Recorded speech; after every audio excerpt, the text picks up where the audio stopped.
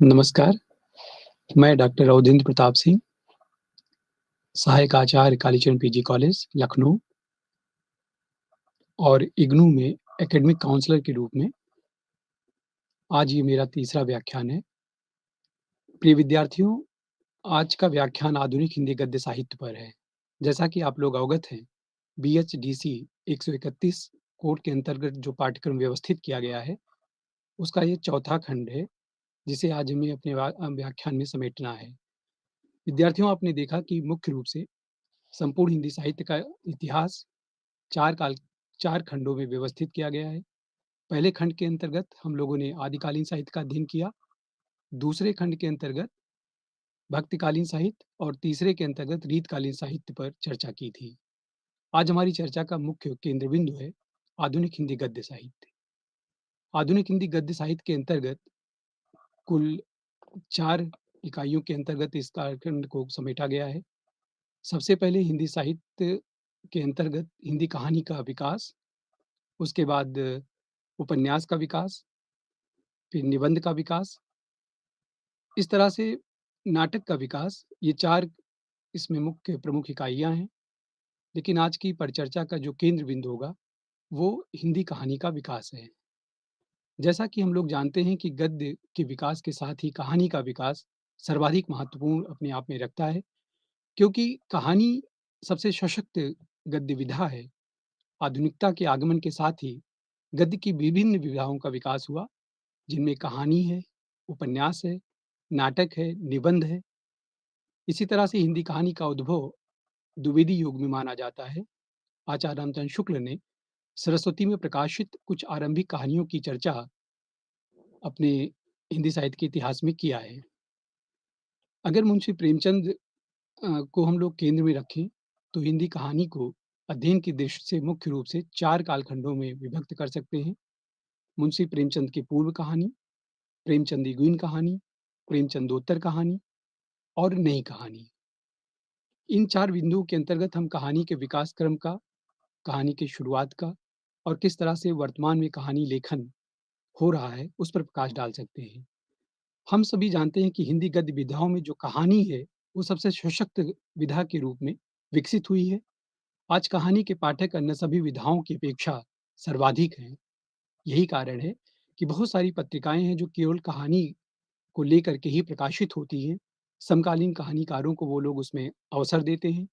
साथ ही साथ जो पुराने कहानीकार हैं, स्थापित कहानीकार हैं, उनकी प्रमुख रचनाओं को वो स्थान देते हैं। हिंदी कहानी में जो आशातीत प्रगति हमें दिखाई देती है, वो निश्चित रूप से बहुत उत्साहवर्धक है।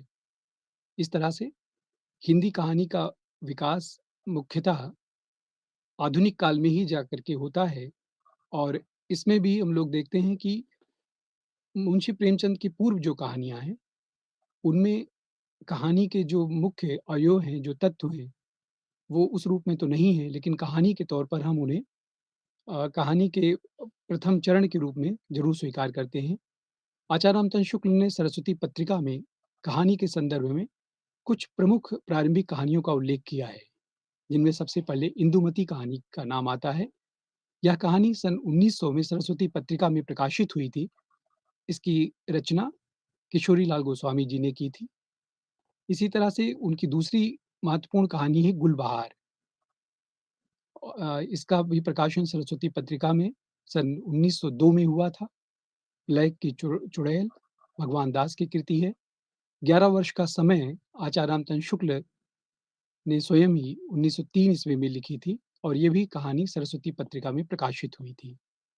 इसी प्रकार पंडित और पंडितानी गिरिजा दत्त वाजपेयी की रचना है और दुलाई वाली बंग महिला की रचना है, जो 1907 में सरस्वती पत्रिका में प्रकाशित हुई थी।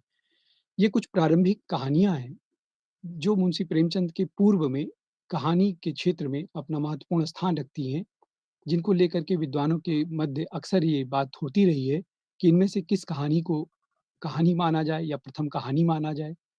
कौन-सी कहानियाँ इनमें हैं, जो कहानी के तत्वों पर खरी उतरती हैं। तो स सर्वमान्य रूप में वर्तमान में इंदुमती कहानी को हिंदी साहित्य की प्रथम कहानी मान होने का गौरव प्राप्त है। इसे इंदुमती को प्रथम कहानी माना जाता है। डॉक्टर गोपाल राय ने लिखा है कि प्रेमचंद्र ने 1908 ईस्वी में प्रकाशित अपनी कहानी सोजे वतन की भूमिका में जो कहानी के बारे में उन्होंने कहानी शब्द के बारे में कहानी का जो सर्वप्रथम प्रयोग किया है, वो शॉर्ट स्टोरी के पद के अर्थ के रूप में किया है। हिंदी साहित्य की अ, कहानियों के मध्य में इस तरह से उन्होंने प्रथम कहानी और किसको माना जाए इस पर लेकर के विद्वानों के मध्य हमें कई मतभेद दिखाई देते हैं। आचार्य रामचंद्र शुक्ल, किशोरीलाल गोस्वामी कृत इंदुमती को ही प्रथम कहानी होने का गौरव प्रदान करते हैं। लेकिन वहीं पर डॉक्टर बच्चन सिंह हैं, जिन्होंने किशोरीलाल गोस्वामी की एक कहानी है प्रणयिनी परिचय, जो 1887 ईस्वी में प्रकाशित हुई थी, उसे प्रथम कहानी घोषित करते हैं। राजेंद्र बड़वालिया ने जमींदार का दृष्टांत कहानी का उल्लेख किया है। यह कहानी 1871 ईस्वी में लिखी जाती है और जे न्यूटन ने इसके कहानीकार हैं। राजेंद्र बड़वालिया इसे पहली कहानी मानते हैं। इसी प्रकार से देवी प्रसाद वर्मा ने एक टोकरी भर मिट्टी कहानी को प्रथम कहानी माना है। उन्होंने कहा है कि माधवराज सप्रे की कहानी एक टोकरी भर मिट्टी प्रथम कहानी के तत्वों से अ, युक्त है अ, और इसे नई प्रथम कहानी मानना जाना चाहिए। किंतु उपर्युक्त उल्लिखित कहानियों में इंदुमती की अगर हम बात करें तो इसे शिवप्रसाद सिंह शिवदान सिंह चौहान जी ने कहा है कि इस पर शेक्सपियर का नाटक टेम्पेस्ट है, उसकी छाया माना है, उसका छाया अनुवाद इसे घोषित किया है। उन्हें आपत्ति है कि इसे इस नाते, इस आधार पर पहली कहानी नहीं माना जा सकता। प्रिय विद्यार्थियों, शिल्प विधि की दृष्टि से शुक्ल जी की जो कहानी 11 वर्ष का समय है, उसको लक्ष्मी नारायण लाल ने हिंदी की प्रथम कहानी माना है। इसी प्रकार राजेंद्र बाला घोष अर्थात बंग महिला को हिंदी की प्रथम लेखिका स्वीकार किया जाता है। तो कुल मिलाकर के प्रथम कहानी के संदर्भ में कई सारी प्रारंभिक कहानियाँ मुंशी प्रेमचंद के पूर्व में हमारे सामने आती हैं, जिनमें से किसे प्रथम कहानी माना जाए, ये एक विचारणीय प्रश्न है। लेकिन सर्वसम्मत से अब इंदुमती को प्रथम कहानी मान लिया जाता है। इसी तरह से बंग महिला की जो क्रमानुसार प्रकाशित कहानियाँ हैं, उनमें महत्वपूर्ण कहानियों में चंद्रदेव से मेरी बातें, कुंभ में छोटी बहू, दुलाई वाली, दालिया, ये कुछ उनकी प्रमुख कहानियाँ हैं। इनमें से दुलाई वाली सरस्वती पत्रिका में प्रकाशित हुई थी 1907 में, दालिया उन्होंने 1909 में लिखी थी और इसी प्रकार से 1904 और 1906 की उनकी कुंभ में छोटी बहू और चंद्रदेव से मेरी बातें कहानी है। भवदेव पांडे ने बंग महिला कृत चंद्रदेव से मेरी बातें को पहली राजनीतिक कहानी होने का गौरव प्रदान किया है। भवदेव पांडे का मानना है कि चंद्रदेव से मेरी बातें बंग महिला रचित कहानी ये एक तरह से पहली राजनीतिक कहानी है। इसी तरह से प्रारंभिक दौर की कुछ महत्वपूर्ण कहानियाँ और उनके कहानीकार अवलोकनीय हैं, जिन पर हम लोग बात कर सकते हैं, जिनमें प्रमुख रूप से केशव प्रसाद सिंह हैं।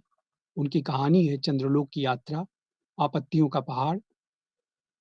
माधव प्रसाद मिश्र की कहानी पुरोहित की आत्मत्याग और मन की चंचलता, 2 उनकी कहानियाँ हैं, जो काफ़ी चर्चा में रही हैं। मुंशी प्रेमचंद्र के कहानी क्षेत्र में प्रकट होने के पूर्व ये कुछ एक कहानियाँ हैं जो विद्वानों के मध्य में चर्चा का विषय रहीं, जिनको लेकर के अलग-अलग तरह के आलोचकों ने अपने-अपने विचार रखे हैं। गिरिजादत्त वाजपेयी की कहानी है पति का पवित्र प्रेम। इसी प्रकार कार्तिक प्रसाद खत्री ने दामोदर राव की आत्मकहानी लिखी। विश्वम्भर नाथ शर्मा की रक्षाबंधन कहानी बहुत चर्चित रही है। राधिका रमण प्रसाद सिंह की कहानी कानों में कगना 1913 में प्रकाशित हुई थी और बिजली, 2 इनकी कहानियाँ हैं, जो मुंशी प्रेमचंद की पूर्व कहानी के क्षेत्र में अपना विशिष्ट स्थान रखती हैं। वृंदावन लाल वर्मा की कहानियों में राखी बंद भाई, तातार और एक वीर राजपूत कहानी सर्वाधिक उल्लेखनीय है। गिरिजा कुमार घोष हिंदी में लाला पार्वती नंदन नाम से कहानी लिखते थे। इनकी कहानियों में एक के दो और मेरा पुनर्जन्म, ये 2 कहानियाँ हैं, जो पार्वती नंदन की अ, विशेष कहानियों के रूप में जानी जाती हैं। तो हम लोग देखते हैं कि प्रेमचंद के पूर्व जो कहानी का स्वरूप था, वो बहुत भिन्न था और उनमें जो भी कहानियाँ हमारे सामने आती हैं, उनको देख कर के जो कहानी का मूल तत्व है, जो मूल भाव है, वो उससे नहीं व्यक्त हो पाता है। कहानी की जो सही और वास्तविक प्रगति है, वो मुंशी प्रेमचंद जी के समय में हमें दिखाई देती है। इसके पूर्व की जो कहानियाँ हैं, कहानियों की परंपरा हमारे यहाँ हालाँकि लोक लोक के धरातल पर लोक साहित्य में बहुत पहले से प्राप्त होती हैं। लोग एक-दूसरे को कहानियाँ सुनाते थे। हालाँकि कहानी के तत्वों के आधार पर वो कहानियाँ खरी नहीं उतरती हैं, फिर भी कहानी या कथानक सुनाने का चलन हमारे यहाँ बहुत प्राचीन काल से ही रहा है। लेकिन हिंदी खड़ी बोली के रूप में गद्य साहित्य के विकास रूप में कहानी का वास्तविक उदय हमें द्विवेदी युगीन साहित्य के कालखंड में दिखाई देता है, जिनमें कुछ प्रारंभिक कहानियाँ हैं, जिनकी हम लोगों ने चर्चा की। इसी तरह से प्रेमचंद युगीन कहानियों में स्वयं प्रेमचंद एक अच्छे कहानीकार हैं। उपन्यास सम्राट होने के साथ-साथ उनकी कहानियों में आम जनजीवन का वास्तविक चित्रण कहानियों के माध्यम से व्यक्त हुआ है। वो अपनी कहानियों का कथा वस्तु, कहानियों का विषय किसान को बनाते हैं। समाज का सबसे वंचित वर्ग उनकी कहानियों का पात्र बनता है और इसी तरह से उन्होंने समा पूरे भारत के वास्तविक स्वरूप का चित्रण अपनी कहानियों के माध्यम से किया है। हालाँकि इसका विराट रूप हमें उनकी उपन्यासों में उनके दिखाई देता है, लेकिन कहानी के क्षेत्र में भी मुंशी प्रेमचंद जी का योगदान अद्वितीय है। मुंशी प्रेमचंद मूल रूप से नवाब राय अ, के नाम से वो कहानियाँ लिखते थे। नवाब राय की प्रथम कहानी इश्क-ए-दुनिया व हुब्ब-ए-वतन शीर्षक से 1908 में ज़माना पत्रिका में प्रकाशित हुई थी और इश्क-ए-दुनिया व हुब्ब-ए-वतन कहानी उस समय बहुत चर्चा में रही और इसी के क्रम में कालांतर में 1908 में ज़माना प्रेस में ही कानपुर से प्रकाशित होता था यह पत्र। इसमें उनका सोजे-वतन कहानी का संग्रह प्रकाशित हुआ। सोजे-वतन कहानी संग्रह मुंशी प्रेमचंद जी का वास्तव में उर्दू कहानियों का संकलन था। इसमें कुल 5 कहानियाँ संकलित थीं, जिनमें इश्क-ए-दुनिया व हुब्ब-ए-वतन इसमें सांसारिक प्रेम और देश प्रेम से संबंधित उनकी कहानियाँ थीं। दुनिया का सबसे अनमोल रतन, उनकी दूसरी कहानी इसमें संकलित थी। इसी प्रकार या मेरा वतन है, शेख मखमूर और सिले मातम, ये कुल 5 कहानियाँ इनके सोजे वतन संग्रह में संकलित थीं। लेकिन सोजे वतन संकलन को ब्रिटिश सरकार ने सेडिशन का आरोप लगाते हुए इस संग्रह को जब्त कर लिया था और इसे किसी भी प्रकाशक को छापने का, प्रकाशित करने की अनुमति ब्रिटिश शासनकाल में कि आगे चलकर नहीं मिली और मुंशी प्रेमचंद जी पर इससे काफ़ी उनके नवाब राय के रूप में लिखने का भी जो क्रम था वो बाधित हुआ। उस नाम से फिर उन्होंने आगे लिखना कभी नहीं शुरू किया और यही कारण था कि उन्होंने प्रेमचंद के नाम से कहानी लिखना शुरू किया और बड़े घर की बेटी दिसंबर 1910 में उनका ज़माना में ही प्रकाशित कहानी है। तो एक तरह से हम लोग देखते हैं कि मुंशी प्रेमचंद नवाब राय के रूप में जो कहानी लिखते थे, वह आगे चल कर के मुंशी प्रेमचंद या प्रेमचंद के नाम से बड़े घर की बेटी कहानी के रूप में कहानीकार के रूप में हमारे सामने आते हैं।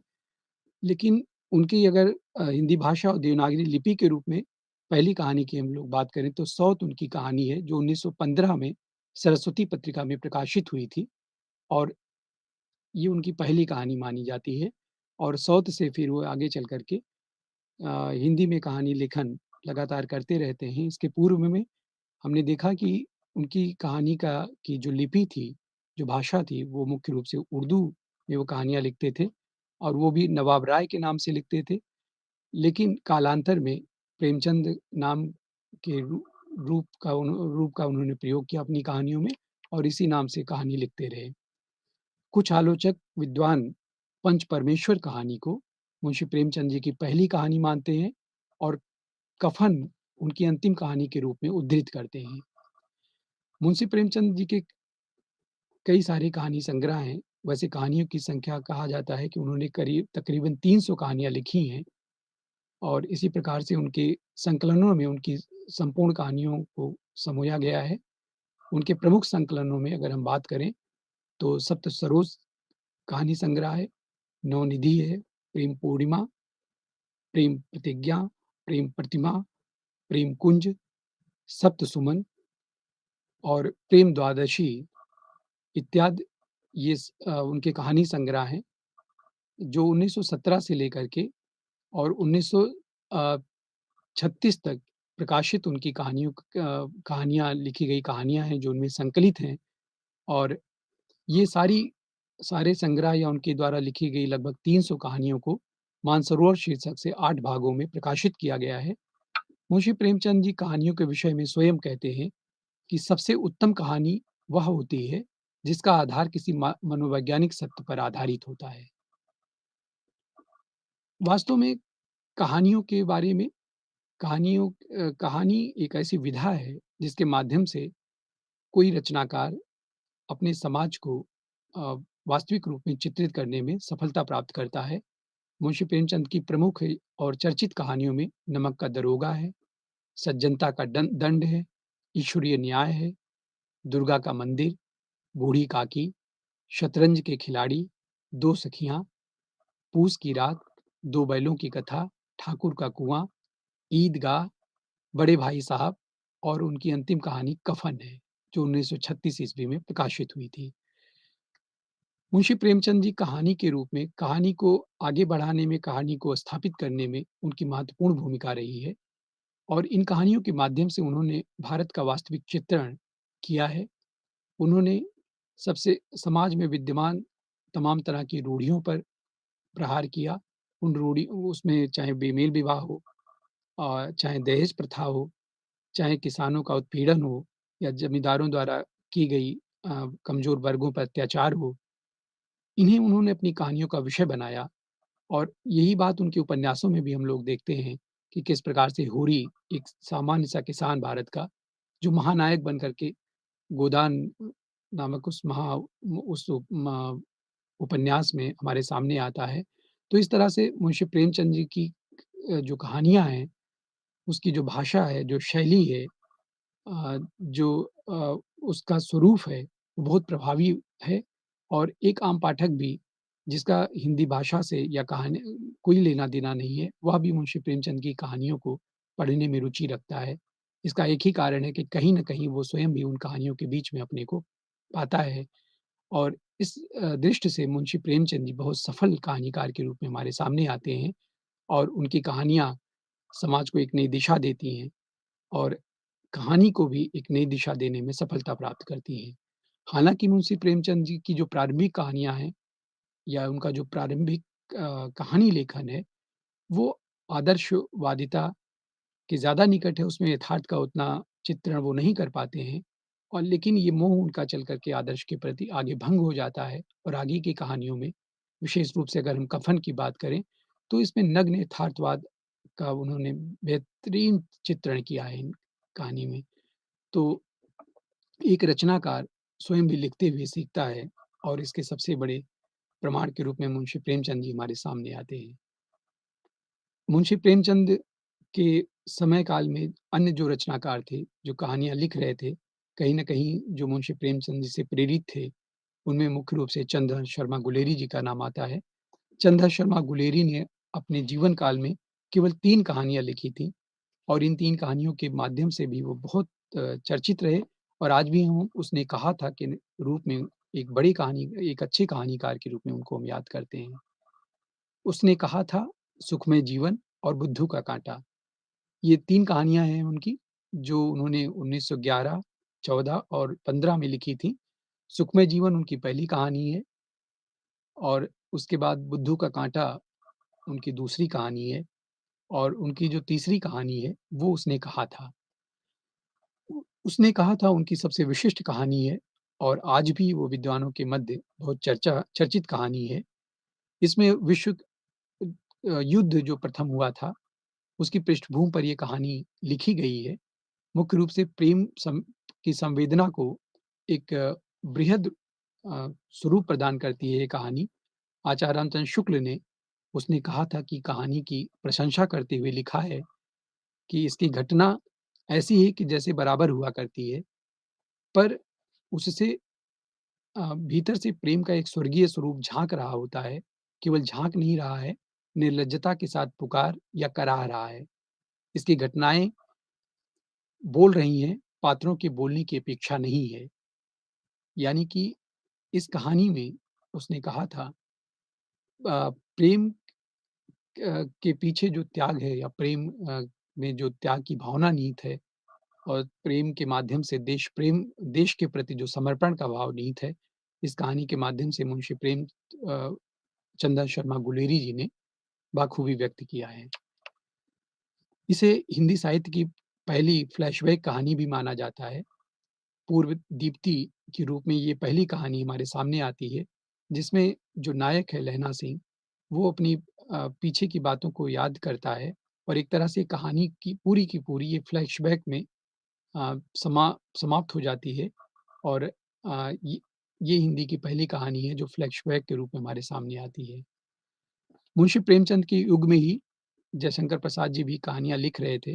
जयशंकर प्रसाद के लेखन का जो क्षेत्र है, वो मुख्य रूप से कवि हैं, महाकवि हैं, लेकिन कवि होने के साथ-साथ वो उतने ही अच्छे नाटककार भी हैं और उन्होंने कहानियाँ भी अ, कई सारी लिखी हैं, जिनमें उनके 5 तो कहानी संग्रह हैं, जिनमें कई सारी चर्चित कहानियाँ हैं, जिनका हम अभी उल्लेख करते हैं। मुंशी प्रेमचंद जी के बाद जयशंकर प्रसाद ने कहानी के क्षेत्र में एक नई तरीके की कहानी लिखी, जो मुंशी प्रेमचंद की कहानी की कथा वस्तु से थोड़ा भिन्न थी। इसमें मानवीय प्रेम का भाव व्यक्त हुआ है। उसके साथ ही साथ राष्ट्र प्रेम और देश के प्रति प्रेम अ, की भावना भी उनकी कहानियों में हमें दिखाई देती है। मुंशी चंद्र जी जहाँ अपनी कहानियों में सर्वहारापन को रेखांकित करते हैं, गरीब, किसान और मज़दूर को अपनी कहानी का विषय वस्तु बनाते हैं, वहीं पर प्रसाद जी अपनी कहानियों में इंसानी प्रेम, उसकी भावना कोमल भावनाओं का उल्लेख करते हैं और प्रेम की के प्रति निष्ठा ज़ाहिर करते हैं। लेकिन जब बात देश प्रेम की आती है, जब राष्ट्र के प्रति समर्पण और संपूर्ण परित्याग करने की अ, स्थिति उत्पन्न होती है, ऐसी स्थिति में वो देश को सर्वोपरि अपनी कहानियों के पात्रों के माध्यम से व्यक्त करते हैं। जयशंकर प्रसाद की पहली कहानी 1911 में इंदु पत्रिका में प्रकाशित हुई थी और ग्राम कहानी इनकी पहली कहानी मानी जाती है, जो इंदु पत्रिका में प्रकाशित हुई थी। इनकी कहानी संग्रहों में मुख्य रूप से छाया पहला कहानी संग्रह है, जो 1952 12 ईस्वी में प्रकाशित हुई थी। इसी क्रम में प्रतिध्वनि कहानी संग्रह है, 1926 में ये संकलित होकर प्रकाशित हुई थी। आकाशद्वीप उनकी कहानियों इस कहानी संग्रह में कई सारी कहानियाँ संकलित हैं। इसी प्रकार आँधी, इंद्रजाल उनकी 2 अन्य कहानी संग्रह हैं, जो क्रमशः 1931 और 36 में प्रकाशित होती हैं। मुंशी प्रेमचंद के बाद बड़े कहानीकार के रूप में जयशंकर प्रसाद जी का उस युग में उल्लेख होता है और इनकी चर्चित कहानियों में पत्थर की पुकार, चंदा, उस पार का योगी, ममता गुंडा पुरस्कार और छोटा जादू प्रमुख हैं। ममता कहानी या पुरस्कार कहानी में हम देखते हैं कि किस प्रकार से अ, पुरस्कार कहानी के माध्यम से जयशंकर प्रसाद अ, प्रेम को अपनी कहानी का कथा वस्तु बनाते हैं, उसके बाद भी राष्ट्र प्रेम को वो शीर्ष पर रखते हैं और जब नायिका के सामने मधुलिका इसकी प्रमुख पात्रा है, उसके सामने जब प्रेम और अपने देश को में से एक को चुनने की स्थिति आती है, तो देश की रक्षा या देश की सुरक्षा सर्वोपरि है और इसके लिए वो अपने प्रेम का परित्याग करने के लिए भी तत्पर रहती है। मुंशी प्रेमचंद और चंद्र शर्मा गुलेरी, जयशंकर प्रसाद के बाद वृंदावन लाल वर्मा इसी युग में कहानियाँ लिख रहे होते हैं, मुंशी प्रेमचंद जी के काल में और उनकी कहानियों का जो कैनवास था, वह थोड़ा उनसे भिन्न था। ये मुख्य रूप से ऐतिहासिक लेखन परंपरा के जनक माने जाते हैं। शरणागत और कलाकार का दंड, इनके 2 प्रमुख कहानी संग्रह हैं, वृंदावन लाल वर्मा के और इनकी कहानियों में भारत की ऐतिहासिक प्रसंगों को लेकर के कथा वस्तु बनाया गया है। भारत का जो अतीत है उसको लेकर के वृंदावन लाल वर्मा काफ़ी चैतन्य कहानीकार के रूप में हैं। जो भारत का गौरव है वो अपनी कहानियों के माध्यम से वो उसको पुनर्स्थापित करने का प्रयत्न करते हैं और दिशाहीन होते समाज को वो अपनी इन कहानियों के माध्यम से ये बताना चाहते हैं या राह सुझाना चाहते हैं कि किस तरह का भारत का अतीत था और वर्तमान में किस तरह से वो अन्य दिशा की ओर अग्रसर हो रहा है। इसे कहानियों के माध्यम से एक सुदृढ़ दिशा देने का प्रयत्न वृंदावन लाल वर्मा अपनी कहानियों के माध्यम से करते हैं। मुंशी प्रेमचंद की युगीन कहानीकारों में राधिका रमण प्रसाद सिंह प्रमुख रूप से उल्लेखनीय हैं। इनकी कुसुमांजलि, गांधी टोपी और सावनी समा 3 संग्रह हैं और इनकी सर्वाधिक प्रसिद्ध कहानियों में कानों में कगना अ, चर्चित रही है और इन 3 संकलनों में उनके जीवन काल में लिखी गई कहानियों का संकलन है।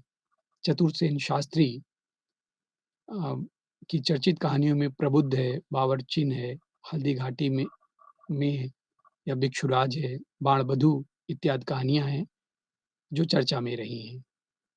प्रेमचंद युगीन अन्य कहानीकारों में विश्वम्भर नाथ शर्मा का नाम उल्लेखनीय है, शिवपूजन सहाय, राहुल सांकृत्यायन स्वयं भी अ, वो संस्मरण या लेखक होने के साथ-साथ वो कहानियाँ भी लिखते हैं और उनका जो युग था वो मुंशी प्रेमचंद जी का युग था और उन राहुल सांकृत्यायन की कहानियाँ भी अ, भारत के वास्तविक स्पंदन को व्यक्त करने में सफल रही हैं।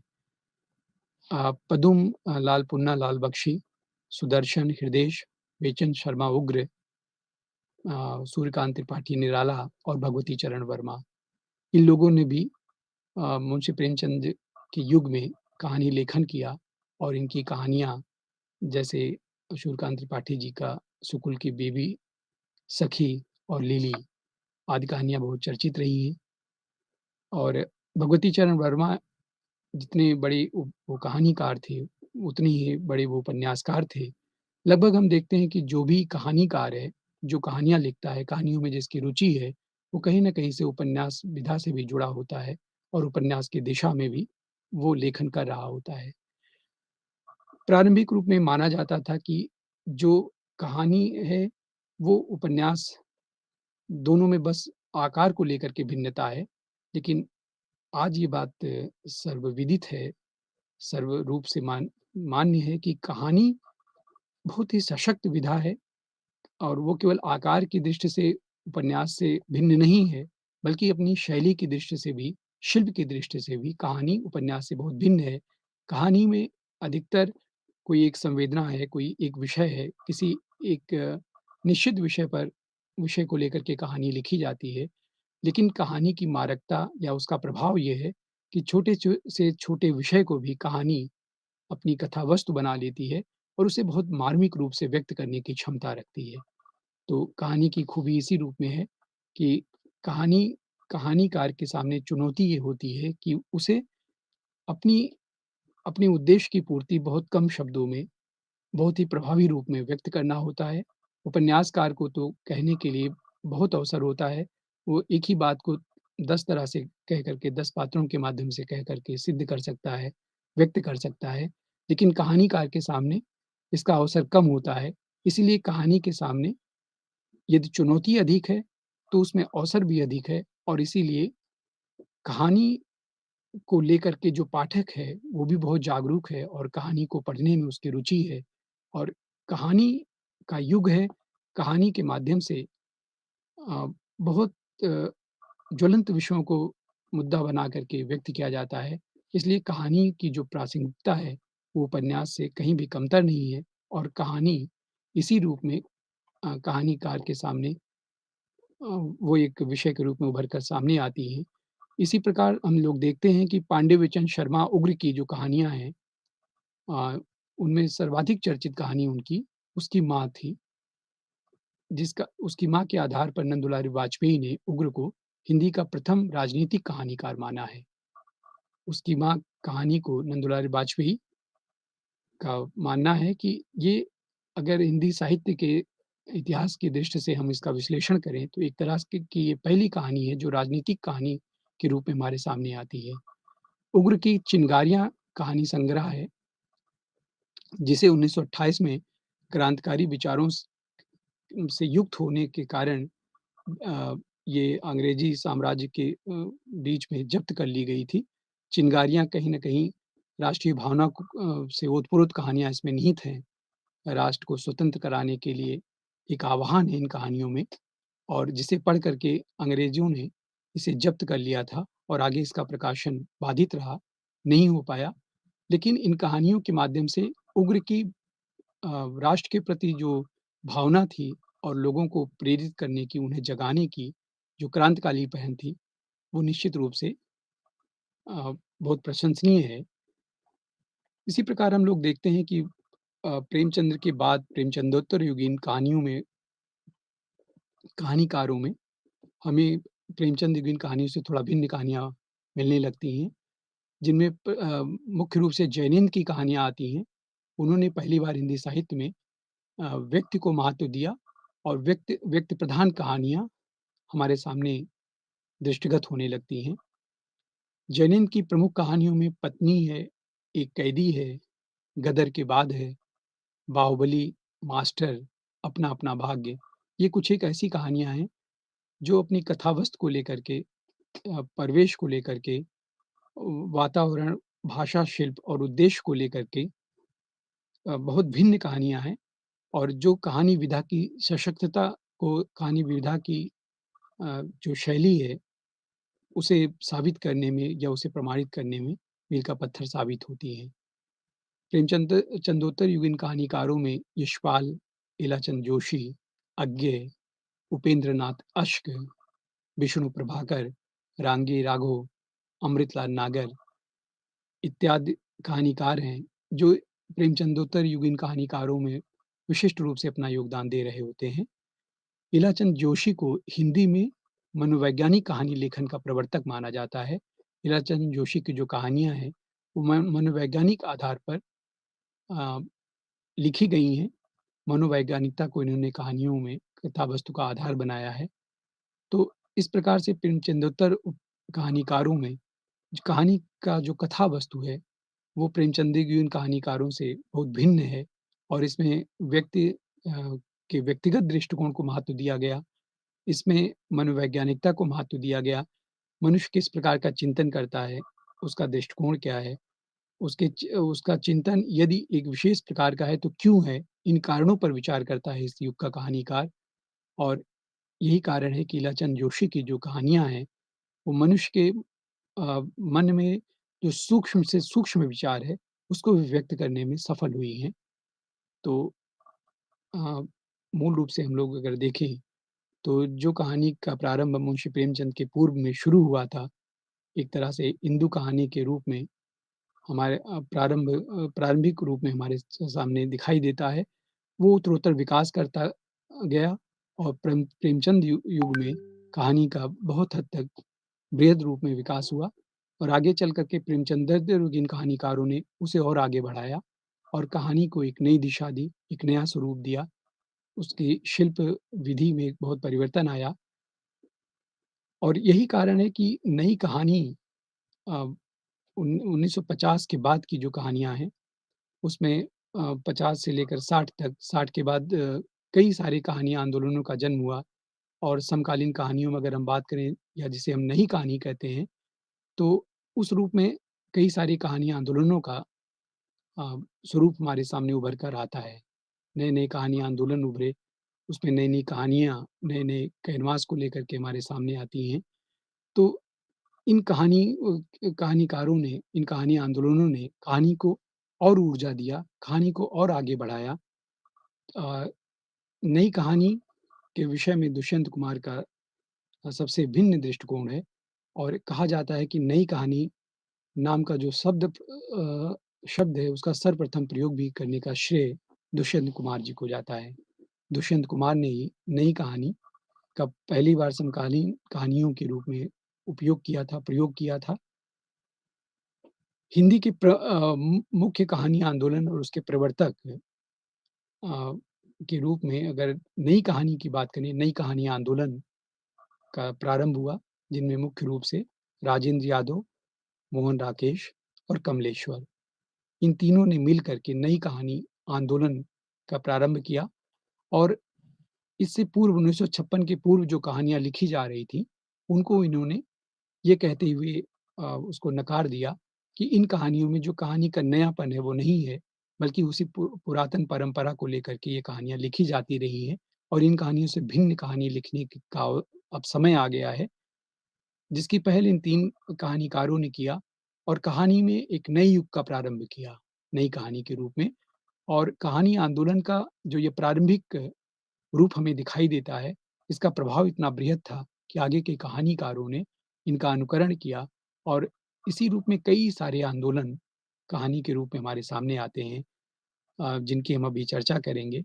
सर्वप्रथम नई कहानी आंदोलन के माध्यम से राजेंद्र कुमार, राजेंद्र यादव जी, मोहन राकेश और कमलेश्वर ने अ, हंस पत्रिका का आगे संपादन किया और हंस के माध्यम से नई कहानी आंदोलन को और तीव्र बनाया और गति प्रदान की और नए-नए रचनाकारों को कहानीकारों को अवसर दिया, उन्हें प्रेरित किया कि नए-नए विषयों को लेकर के वे कहानी लेखन करें और कहानी में एक नई धार ले आएँ और कहानी में समाज के हर उस वर्ग का उल्लेख करें, जो अ, देश को दिशा देने में, गति देने में या साहित्य को आगे बढ़ाने में अपना योगदान सुनिश्चित कर सके। नई कहानी आंदोलन के बाद कहानी आंदोलन का प्रारंभ हुआ। 1960 में गंगा प्रसाद विमल ने कहानी आंदोलन की शुरुआत की। गंगा प्रसाद विमल का मानना था कि कहानी आंदोलन जैसा कि नाम से ही भाषित होता है कि ये कहानी नहीं है, कहानी है, जिसमें कहानी होते हुए भी कहानी नहीं है। उनका कहना था कि कहानी सहज होनी चाहिए, स्वाभाविक रूप से व्यक्त होनी चाहिए। ऐसा नहीं लगना चाहिए कि हम कुछ प्रयत्न करके एक कथा गढ़ रहे हैं, एक कहानी बना रहे हैं और इस रूप में उन्होंने कहानी आंदोलन का प्रारंभ किया। इसी क्रम में सचेतन कहानी आंदोलन हमारे सामने आता है। 1968 में अमृत राय ने सचेतन कहानी आंदोलन की शुरुआत की और इसमें उन्होंने इस चेतना को विकसित करने का प्रयत्न किया कि एक कहानीकार जो बहुत चैतन्यवान होता है, समाज की तमाम विकृतियों पर, समाज की अच्छाइयों पर उसका ध्यान होता है, समाज में क्या घटित हो रहा है और किन कारणों से वह स्वरूप नहीं निखर कर सामने आ पा रहा है, उसके लिए कौन-कौन से कारण हैं जो उसमें बाधा उत्पन्न कर रहे हैं, इस पर विचार करता है कहानीकार। एक एक प्रकार से कहानी हमारे समाज का ही आईना है। कहानी के माध्यम से एक रचनाकार समाज की उस वास्तविक स्थिति का चित्रण करता है और सचेतन कहानी के माध्यम से अमृत राय ने इस बात को बताने का प्रयत्न किया। कमलेश्वर जिन्होंने नई कहानी संयुक्त रूप से नई कहानी आंदोलन को आगे बढ़ाया था, उसका प्रारंभ किया था, इन्होंने समानांतर कहानी आंदोलन की नींव डाली और सन 1972 में कमलेश्वर ने समानांतर कहानी के माध्यम से कई कहानीकारों को अपने साथ जोड़ा और कहानी को एक नई दिशा, एक नई ऊँचाई प्रदान की। कमलेश्वर ने अ, तात्कालीन कई कहानीकारों को प्रेरित किया कि कहानी का कथा वस्तु केवल मन बहलाने के लिए कहानियाँ नहीं होनी चाहिए, उसका उद्देश्य केवल मनोरंजन नहीं होना चाहिए, बल्कि कहानी के माध्यम से एक कहानीकार कुछ नई बातें, कुछ नए विचार, कुछ नया दृष्टिकोण अपने पाठक को, अपने समाज को दे सकता है और इसका पूरा-पूरा प्रयास उन्होंने समानांतर कहानी आंदोलन के माध्यम से करने का प्रयास किया। इसी प्रकार राकेश वत्स ने 1979 में सक्रिय कहानी आंदोलन का प्रारंभ किया। सक्रिय कहानी आंदोलन यानी कि 55, 60, 56 के बाद कहानी आंदोलन की एक भरमार सी आ जाती है। कई कहानीकार नए-नए आंदोलनों को जन्म देते हैं। उसी क्रम में राकेश वत्स ने भी सक्रिय कहानी आंदोलन की शुरुआत की। यानी कि सक्रियता जैसे कि इनके नामकरण से ही भाषित होता है कि कहानी के क्षेत्र में जो शुष्कता आने लगी थी, जो एकरूपता आने लगी थी, जहाँ रचनाकार एक बनी-बनाई अ, थीम लेकर के एक बने-बनाए लक्ष्य को ध्यान में रख कर के कहानियाँ लिख देता था। इसका विरोध करते हुए उन्होंने कुछ नए तरह की कहानियाँ लिखने के लिए कहानीकारों को प्रेरित किया और स्वयं एक आंदोलन को जन्म दिया। इसी प्रकार हम लोग देखते हैं कि जनवादी कहानी आंदोलन जो कहीं न कहीं मार्क्सवाद से प्रभावित कहानियाँ थीं, सर्वहारा वर्ग को केंद्र में लिख कर के लिखी गईं। इसकी शुरुआत 1982 ईस्वी में हुई। जनवादी कहानी आंदोलन के कथाकारों ने अ, इन कहानियों के माध्यम से समाज के वंचित वर्गों को अपनी कहानी का विषय वस्तु बनाया। कथाकार मार्कंडेय ने नई कहानी के विषय में लिखा है कि नई कहानी से हमारा मतलब उन कहानियों से है, जो सच्चे अर्थों में कलात्मकता का निर्माण करती हैं, जो जीवन में कलात्मक हैं, जो जीवन के लिए उपयोगी हैं और महत्वपूर्ण होने के साथ-साथ ही उसके किसी न किसी नए पहलू पर आधारित होती हैं। उनका स्पष्ट शब्दों में ये सुझाव था कि नई कहानी केवल नई कहानी कह देने मात्र से नहीं हो जाती है या नई कहानी कहानीकार लिख रहा है तो इससे वो नई कहानी नहीं बन जाती है। वो कहानी के कुछ ऐसे तत्व हैं जो अपने पूर्व की कहानियों से कई अर्थों में भिन्नता के साथ व्यक्त होती हैं और उसमें कलात्मकता का निर्माण प्रमुख है। और साथ ही साथ उसे नए रूप नए दृष्टिकोण से देखने का जो जज़्बा कहानीकार में हो, तभी वो एक नई कहानी के कही जा सकती है। अ, इसी क्रम में डॉक्टर महीप सिंह ने आधार पत्रिका के माध्यम से सचेतन कहानी विशेषांक के रूप में सचेतन कहानी आंदोलन का प्रारंभ किया था। डॉक्टर महीप सिंह अपने समय के बहुत प्रसिद्ध और चर्चित कहानीकार थे और इन्होंने कहानी को लेकर के, उसके शिल्प को लेकर के, कहानी के स्वरूप को लेकर के अन्य कहानीकारों से भिन्न प्रयत्न किया और इसका परिणाम है कि सचेतन कहानी विशेषांक के माध्यम से उन्होंने सचेतन कहानी आंदोलन की शुरुआत की और इस आंदोलन के विषय में उनका स्वयं का कथन है कि सचेतन एक दृष्टि है, जिसमें जीवन जिया भी जाता है और जाना भी जाता है। उनका आशय यह है कि सचेतन एक आंदोलन भर नहीं है, अन्य या पूर्व के तमाम कहानी आंदोलनों की तरह सचेतन केवल कहानी आंदोलन बनकर के ना रह जाए, इसके लिए उन्होंने अपने पाठकों को, अपने पढ़ने वालों को और कहानीकारों को बराबर प्रेरित किया और अपना मार्गदर्शन वो प्रदान करते रहे और ये बताने का प्रयत्न भी करते रहे कि जीवन जिया भी जाता है, जीने के साथ-साथ उसे जानने का प्रयत्न भी किया जाता है और जब जान कर के उसको व्यक्त किया कोई कहानीकार करता है, तभी जाकर के वो एक अच्छी कहानी बनती है और सचेतन कहानी इस दिशा में ही अपना कार्य कर रही है। तो हम लोग देखते हैं कि कहानी आंदोलनों में एक कहानीकार दूसरे कहानी से भिन्न एक आंदोलन की शुरुआत करता है, लेकिन केवल वो एक आंदोलन नहीं होता है, एक नई शिल्प और एक नई विधा के रूप में भी उसका सृजन कर रहा होता है। इसी प्रकार से सहज कहानी के बारे में अमृत नाय ने अपने कहानी की संपादकीय में लिखा है कि कहानी का जो लक्ष्य है, वो अपने कहानीपन को ना खोकर जीवन की प्रस्तुति सहज रूप में करते हुए जीवन के कटु सत्यों और व्यवस्था की भ्रष्टता को उजागर करना है। यानी कि कहानी का उद्देश्य केवल कहानी कहना नहीं है, किसी कथा के माध्यम से एक कथा को बता देना भर नहीं है, बल्कि जीवन को सहजतम रूप से कैसे जिया जाए, उसे सहज होकर के कैसे व्यक्त किया जाए, इसका प्रयास करना भी एक कहानीकार का एक कहानी का उद्देश्य होता है।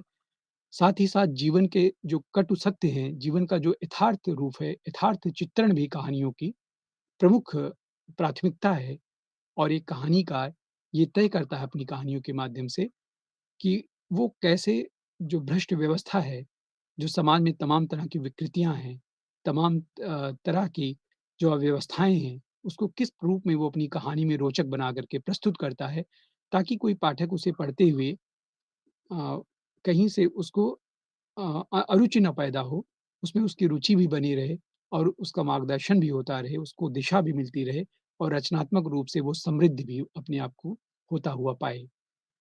तो सहज कहानी के माध्यम से डॉक्टर महीप सिंह ने बराबर ये प्रयत्न किया कि उनकी कहानियों के माध्यम से रचनात्मक रूप से समाज को एक दिशा प्राप्त हो। इसी प्रकार से समानांतर कहानी आंदोलन में आम आदमी को प्रतिष्ठित करने का प्रयास किया गया।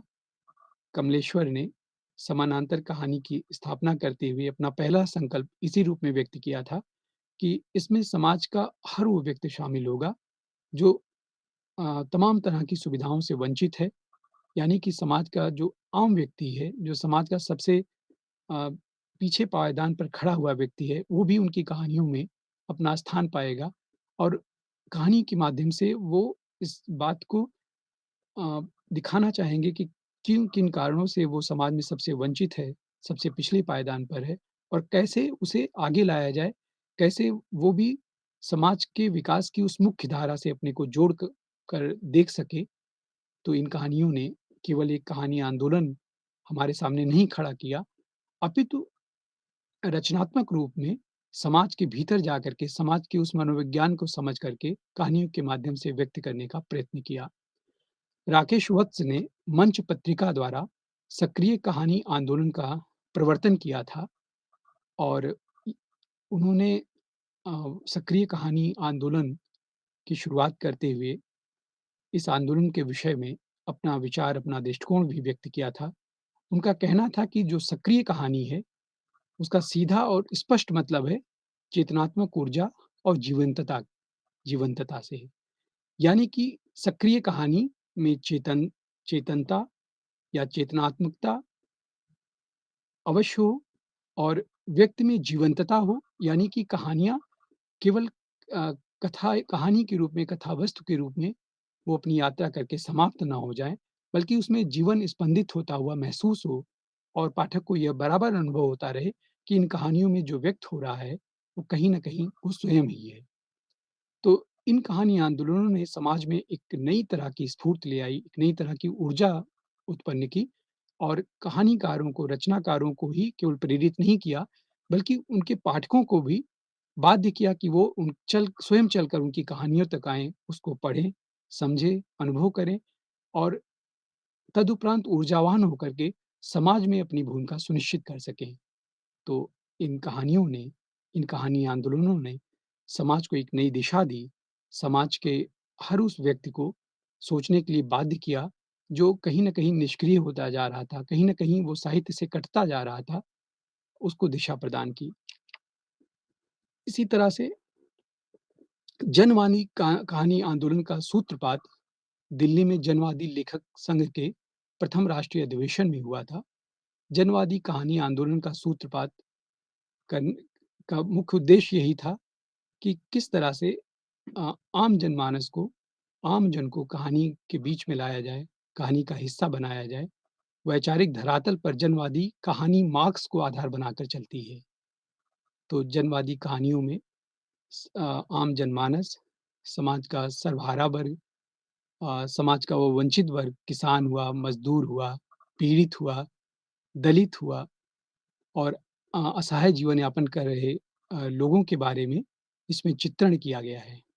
तो अ, जनवादी कहानी आंदोलन पिछले अन्य कहानी आंदोलनों से इस रूप में भिन्न था कि इसमें जो कथानक के रूप में हमारे सामने पात्र आते हैं, वो कहीं न कहीं समाज के असहाय लोग थे, मज़दूरों को केंद्र बनाया गया, जो समाज के द्वारा तमाम सुविधाओं से वंचित लोग थे, उनको इसका आधार बनाया गया। दलित और किसानों को कथावस्तु के रूप में इसमें निर्मित किया गया। तो इस तरह से जनवादी कहानी आंदोलन अ, उत्तरोत्तर विकसित होता गया। अ, नई कहानियों में नई कहानीकारों में भीष्म साहनी हुए, अमरकांत, धर्मवीर भारती, निर्मल वर्मा, रेणु, शिव प्रसाद सिंह, मार्कंडेय, रवींद्र कालिया, ज्ञान रंजन, शेखर जोशी जैसे कई ऐसे नए कहानीकार, नवोदित कहानीकार हैं, जो लगातार नई-नई कहानियों को, नए-नए कथावस्तु को, कहानी की नई-नई शिल्प का गढ़न करते रहे और कहानी लेखन करते रहे। नए कहानियों में एक बहुत लंबी फ़हरिस्त है कहानी लेखकों की, रचनाकारों की। काशीनाथ सिंह, दूधनाथ सिंह, हिमांशु जोशी, गोविंद मिश्र, संजीव, उदय प्रकाश, विद्याबिंदु सिंह, अखिलेश, प्रियमवद, संजय कई कहानी लेखक हैं जो लगातार अ, कहानी को नए शिल्प के रूप में नए विषय वस्तु के रूप में कहानी रचते रहे हैं और समाज के उस तमाम पक्ष को अपनी कहानी के माध्यम से उजागर करते रहे हैं। तो इन कहानी आंदोलनों के माध्यम से और कहानी के स्वरूप को बहुत कुछ स्पष्ट करते हुए हम लोग देख पाते हैं। इसी प्रकार से कहानी आंदोलन के साथ ही साथ उपन्यास लेखन के क्षेत्र में भी एक क्रांति होती है और नए-नए उसमें भी हम लोग कथा सम्राट के रूप में, उपन्यास सम्राट के रूप में मुंशी प्रेमचंद जी का ही स्मरण करते हैं। मुंशी प्रेमचंद उपन्यास सम्राट भी कहे जाते हैं और उपन्यास अ, विधा की यदि हम बात करें, उसके विकास पर ध्यान डालें, तो उसे भी अध्ययन के दृष्टि से हमें मुख्य रूप से 4 भागों में विभाजित कर लेना होगा। मुंशी प्रेमचंद के पूर्व हिंदी उपन्यास, मुंशी प्रेमचंद युगीन हिंदी उपन्यास और मुंशी प्रेमचंदोत्तर उपन्यास और फिर नया मुंशी प्रेमचंदोत्तर के बाद जो वर्तमान में उपन्यास लिखे जा रहे हैं। मुंशी प्रेमचंद के पूर्व जो उपन्यास लिखे जा रहे थे, जिनमें मुख्य रूप से परीक्षा गुरु उपन्यास हम लोग देखते हैं। तो परीक्षा गुरु उपन्यास हिंदी साहित्य का पहला उपन्यास माना जाता है, परीक्षा गुरु और परीक्षा गुरु उपन्यास में जो कथा वस्तु बनाई जाती थी या मुंशी प्रेमचंद के बीच जो उपन्यास लेखन की परंपरा थी, उसमें उपन्यास लेखन का जो मुख्य उद्देश्य था, वो केवल मनोरंजन था। कहीं न कहीं उसमें केवल उसका उद्देश्य मनोरंजन तक सीमित था और मनोरंजन से जो उपन्यास लेखन शुरू हुआ था, वो मुंशी प्रेमचंद जी के युग में आकर के एक बृहद रूप में हमारे सामने उभर कर आता है। मुंशी प्रेमचंद जी प्रारंभिक उनके जो भी उपन्यास हैं, वो उर्दू में लिखते थे और कालांतर में वो ये फिर हिंदी में ही उपन्यास लेखन करने लगे। उनका सेवा सदन हुआ, प्रेमाश्रय हुआ, गोदान हुआ, गबन हुआ, कर्मभूमि, वरदान इत्यादि उनके कई सारे उपन्यास हैं जो मुंशी प्रेमचंद जी ने अपने कार्यकाल अपने समय में लिखा। तो इस तरह से हिंदी उपन्यास लेखन की जो शुरुआत है, वो प्रारंभिक रूप में जहाँ उसका विषय वस्तु केवल मनोरंजन था, वो आगे चल कर के बहुत बदलाव के रूप में आता है हमारे सामने। तो कहानी लेखन और उपन्यास लेखन इन दोनों को हम लोग भिन्न रूप में नहीं देख सकते हैं और इन्हें कहीं न कहीं एक रूपता के रूप में हम हमें विचार करना होगा और यही कारण है कि कहानियों के विकास के रूप में हम जब उनके कालक्रम के रूप में उनको देखते हैं, तो काफ़ी कुछ भिन्नता दिखाई देती है। मुंशी प्रेमचंद जी के जो प्रारंभिक कहानी संकलन थे, जिनमें हम लोगों ने बात की कि जैसे सप्तसरोज हुआ उनका, नवनिधि हुआ, प्रेम पूर्णिमा है, प्रेम द्वादशी है, प्रेम प्रतिज्ञा है, प्रेम कुंज है, सप्तसुमन है। इनमें इन कहानी संकलनों में समाज के उन तमाम रूपों का वर्णन किया है उन्होंने और जितने भिन्न से भिन्न मंतव्य हो सकते हैं, उसको उजागर करने का प्रयत्न किया है। और आचार्य रामचंद्र शुक्ल ने इसीलिए उन्होंने कहानियों की प्रशंसा करते हुए कहा है कि मुख्यतः घटना घटनाएँ वही होती हैं इन कहानियों की और इनका जो कथा वस्तु है, उनके वर्णन में कोई भिन्नता नहीं है। फिर भी लेकिन उसके भीतर प्रेम का एक जो स्वर्गीय सुख झाँक रहा होता है, उसे व्यक्त किया जाता है। और घटनाएँ म स्वयं नहीं बोलती हैं या रचनाकार घटनाओं के माध्यम से ही नहीं बोलता है, बल्कि उसके जो पात्र हैं, वो स्वयं ही उन बातों को सिद्ध कर कर रहे होते हैं, उसकी अपेक्षा रखते हैं। अब इसी तरह से कहानी आंदोलनों के रूप में हम लोग देखते हैं कि वो चाहे कहानी आंदोलन नई कहानी का रहा हो, राजेंद्र यादव, मोहन राकेश और कमलेश्वर द्वारा प्रारंभ किया हुआ, चाहे कहानी आंदोलन रहा हो, सचेतन, समानांतर, सक्रिय कहानी आंदोलन, जनमाध्यम आंदोलन रहा हो, इन सब का उद्देश्य कहीं न कहीं समाज में जो कुछ घटित हो रहा होता है, समाज के उस वास्तविक यथार्थ को चित्रित करने का ही प्रयास था और एक कथाकार, एक कहानीकार इन्हीं बातों को अपने केंद्र में रखता है। इनके माध्यम से वो समाज को एक नई दिशा देने का प्रयास करता है।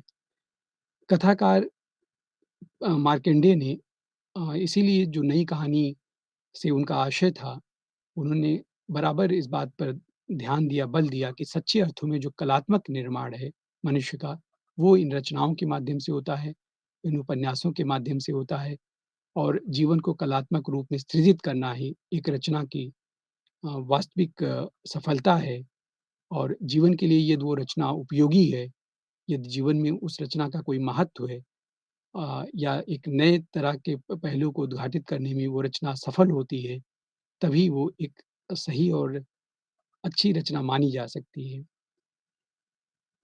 यही दृष्टिकोण कहीं न कहीं डॉक्टर महीप सिंह जी का भी था और जैसा कि उन्होंने अपने कहानी आंदोलन के शुरुआत में ही इस बात को स्पष्ट कर दिया था कि अ, कहानी में जो रचनाकार जो कुछ लिखता है, रचने का प्रयत्न करता है, वो केवल लिखने के स्तर पर ही नहीं करता है, यानी कि जी करके जीते हुए जो कुछ वो अनुभव करता है, आत्मसात करता है, उसे अपनी रचना के माध्यम से व्यक्त करता है। तो कहानी का या उपन्यास का जो लक्ष्य है, वो केवल अ, व्यक्त करना नहीं है, केवल कुछ सृजन करना नहीं है, बल्कि जीवन के खालीपन को पाटना भी, खालीपन को भरना भी एक रचनाकार का दायित्व है और उसकी रचना की सबसे बड़ी उपलब्धि है कि किस तरह से उस समाज में व्याप्त जो बुराइयाँ हैं, जो भ्रष्टाचार है, जो अव्यवस्था है उसे उजागर करने में सफलता प्राप्त करे। और यही बात समानांतर कहानी आंदोलन में हम देखते हैं कि या आगे चल कर के उपन्यासकारों में भी देखते हैं कि आम आदमी को प्रतिष्ठित करने का ही उपक्रम इन रचनाओं के माध्यम से, इन आंदोलनों के माध्यम से लगातार किया जाता रहा है।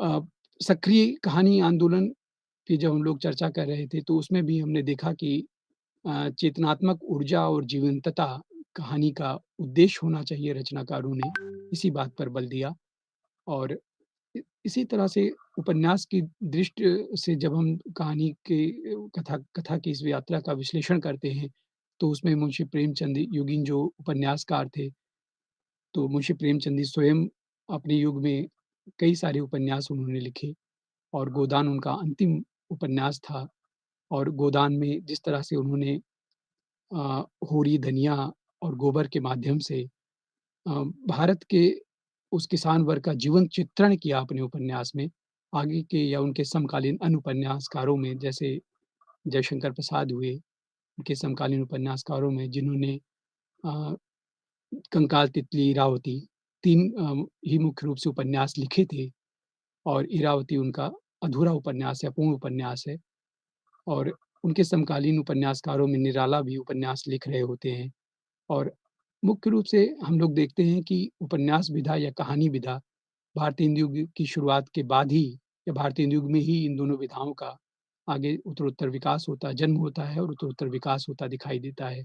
यानी कि 1850 के बाद हमें गद्य लेखन के रूप में सबसे जो सशक्त विधा मिलती है, सबसे जो कहीं न कहीं मजबूत विधा मिलती है, वो कहानी और उपन्यास है और इसका लगातार लेखन जारी है और मुंशी प्रेमचंद जी के उपन्यास के कालखंड में इन उपन्यासकारों के अलावा भारतेंदु गिन, द्विवेदी युगीन और छायावादी कवियों ने भी उपन्यास लिखा। उसके बाद आगे चल कर के प्रगतवादी कालखंड में या प्रयोगवाद, नई कविता और नई कविता के बाद जो वर्तमान तक हम देखते हैं कि नए-नए उपन्यास, नई-नई कहानियाँ लगातार लिखा जाना जारी है।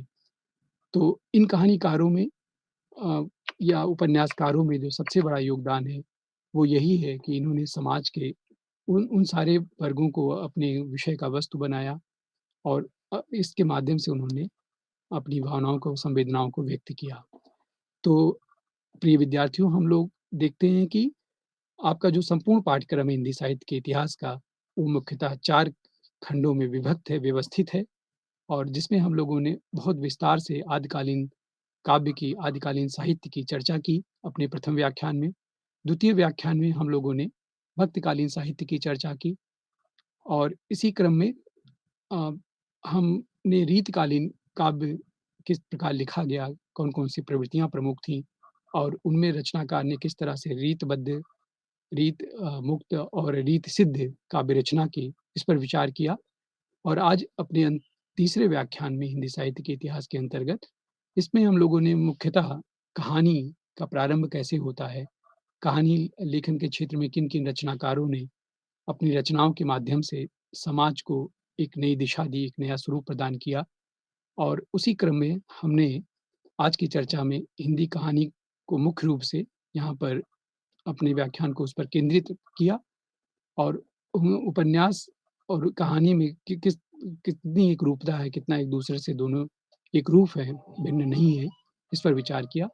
इसी के साथ-साथ आप सबका बहुत-बहुत धन्यवाद। नमस्कार।